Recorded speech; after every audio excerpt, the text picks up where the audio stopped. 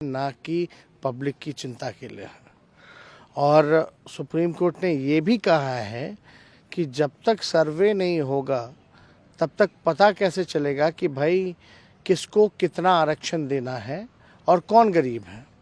और ये तो हम लोगों की जीत है, ये बिहार सरकार की जीत है। और हम यही कहना चाहते हैं कि इस ऑर्डर का हम लोग वेलकम करते हैं। और साथ ही साथ जो हम लोगों की लड़ाई रही है, हम लोगों ने पहले भी, हम लोग जिस विचारधारा के साथ आगे बढ़े हैं, लगातार मांग करते रहे हैं कि कास्ट को लेकर के जो सेंसस जो होना है या सर्वे राज्य सरकार ने कराया है, शुरू से ही राष्ट्रीय अध्यक्ष जी की मांग रही है। और ये भी लोगों ने कई बार कहा है हम लोगों ने कि भाई जिसकी जितनी संख्या होगी उसी हिसाब से आरक्षण जो है वो देने में सहूलियत होगी। तो अगर आप देखिएगा जो ऑर्डर आया है इसमें स्पष्ट रूप से सुप्रीम कोर्ट ने ये कहा है। और जब तक साइंटिफिक डेटा नहीं होगा तब तक कैसे पता चलेगा कि कौन गरीब है, और गरीब में भी कौन किस जात का है, कौन ठेला धोता है, कौन जो है मजदूरी करता है, कौन भूमिहीन है, कौन नाला साफ करता है, ये कैसे पता चलेगा।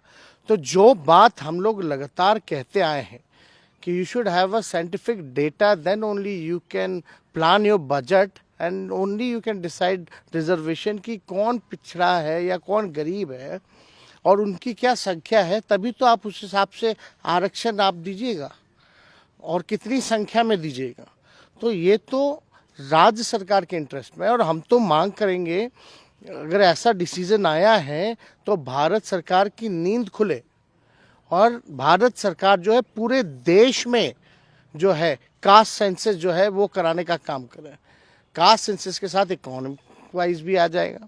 जो हम लोग बिहार में करा रहे हैं वो केवल कास्ट ही नहीं है, उसमें गरीबी का भी पता चलेगा, उसमें लोगों की आर्थिक स्थिति भी पता चलेगी।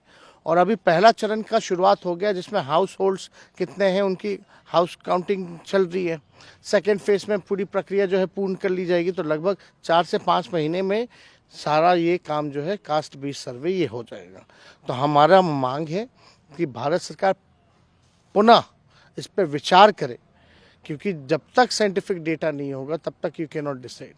अभी आप अंधे हो करके किसी को भी कुछ भी दिए जा रहे हैं, तो ऐसा नहीं होना चाहिए। लेकिन जो भी हो, सुप्रीम कोर्ट ने जो भी फैसला दिया है, लेकिन आप लोगों पर तो आरोप लगा कि ये फैसला आने से पहले या जो आप स्टार्ट किए हैं उससे पहले कि आप लोग कहीं ना कहीं जातीयता की राजनीति कर रहे हैं। नहीं, इसमें जात की राजनीति का है।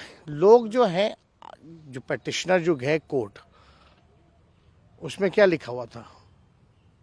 यही तो लिखा हुआ था जो आरोप लग रहे हैं हम पे, लेकिन उच्चतम न्यायालय ने खारिज कर दिया।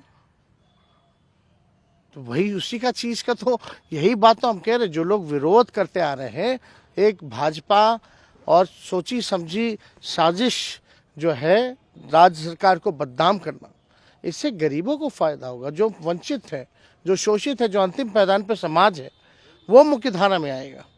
तो इसमें सबको बराबरी का मौका मिला और यही तो समाजवादियों की लड़ाई रही है। एक अंतिम सवाल, आप भी रोजगार की बात हमेशा करते हैं, लेकिन पिछले कुछ दिनों से देखा जा रहा है कि बीजेपी भी रोजगार देने का काम कर रही है। आज रोजगार मेला लगा के रोजगार बांट रही है। हमने कहना है कि आप केवल बात करते हैं, हम तो रोजगार दे रहे हैं। आप बिहार की आबादी लगभग 12 करोड़ 13 करोड़, हम लोग का कमिटमेंट है 10 लाख केवल सरकारी नौकरी देने का, और लगभग हजारों की संख्या में नियुक्ति पत्र हमने बांट दिया और लाखों के संख्या में हम लोगों ने पद का सृजन किया है कैबिनेट से।